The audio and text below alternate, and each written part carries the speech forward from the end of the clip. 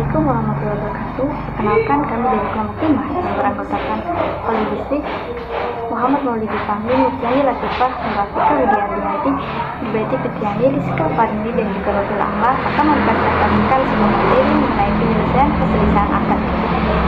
Penyelesaian perselisihan akad itu sendiri didefinisikan sebagai suatu cara yang diambil oleh para pihak yang bersengketa dalam menyelesaikan sebuah masalah untuk menemukan sebuah solusi atau keputusan yang menguntungkan kedua belah pihak.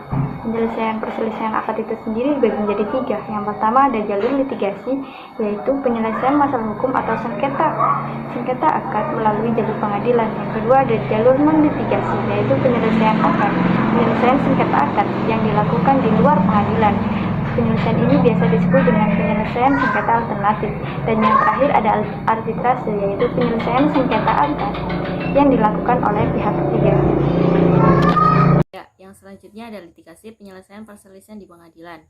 Kewenangan dalam penyelesaian sengketa ekonomi syariah di pengadilan agama sesuai dengan Undang-Undang Nomor 7 Tahun 1983, Pasal 48 Undang-Undang Peradilan Agama. Perma Nomor 14 Tahun 2016 tentang cara penyelesaian sengketa dengan gugatan sederhana dan gugatan biasa.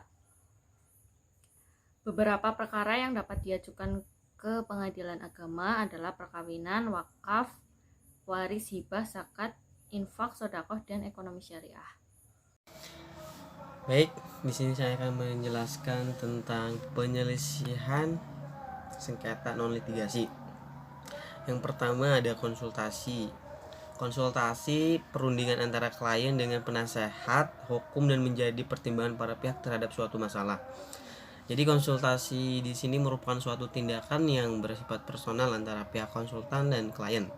Konsultan memberikan pendapatnya kepada klien tersebut untuk memenuhi keperluan dan kebutuhan kliennya tersebut. Peran dari konsultan dalam penyelesaian sengketa tidaklah dominan. Konsultan hanya memberikan pendapat sebagaimana yang diminta oleh kliennya. Yang untuk selanjutnya, keputusan mengenai penyelesaian sengketa tersebut akan diambil sendiri oleh para pihak.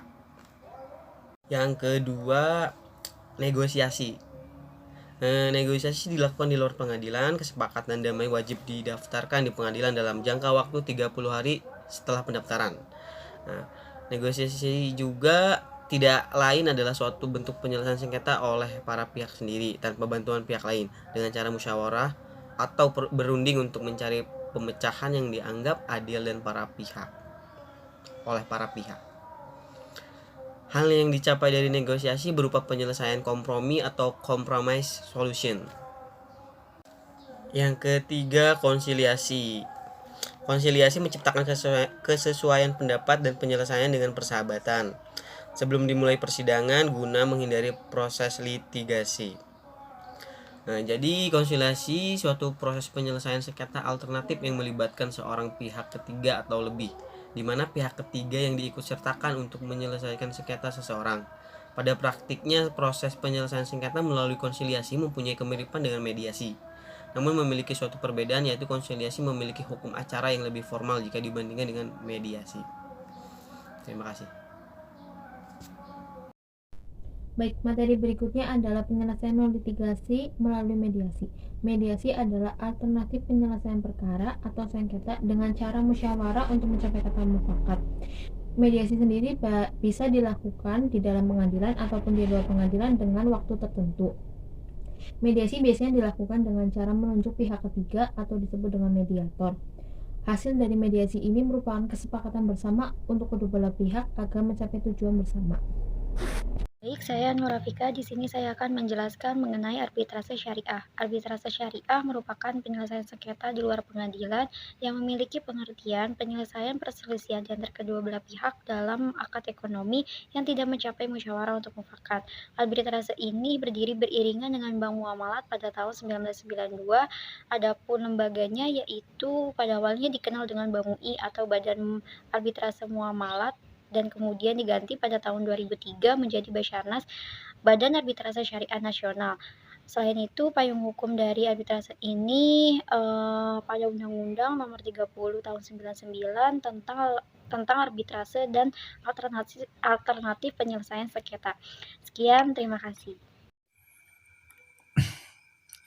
Ya, meneruskan dari pemateri sebelumnya, saya akan menjelaskan tentang kelebihan dan kekurangan arbitrasi syariah, di mana kelebihan dalam arbitrasi syariah yang pertama itu orientasi dari WNI solitun, dan yang kedua putusan diucapkan paling lambat 30 hari, dan ketiga penyelesaian sengketa dengan hukum sesuai dengan kehendak kedutaan kedua belah pihak.